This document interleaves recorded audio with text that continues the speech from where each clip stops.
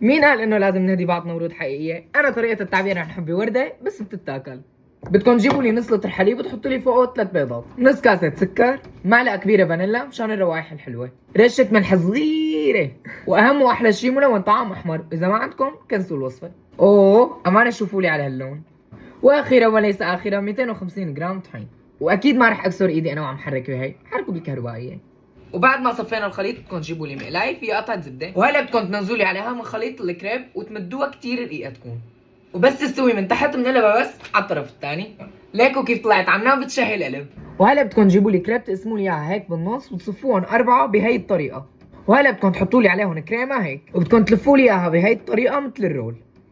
وهلا بتجيبوا لي اي بورد او صحن وبتحطوا لي من هون شوي كريمه، وبتجيبوا لي اياها بعد ما سويناها ليكوا شكلها كيف طلع ورده وبتحطوها هيك.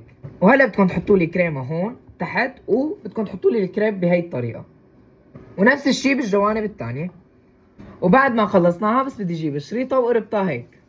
اذا بدكم ورده جيبوا كريب، لانه هاي الورده بتفرح وبتشبع بنفس الوقت. انا مو بس عملت حلو، انا عملت احساس وحب. بحبكم كتير كتير، بشوفكم بالفيديو الجاي. باي باي.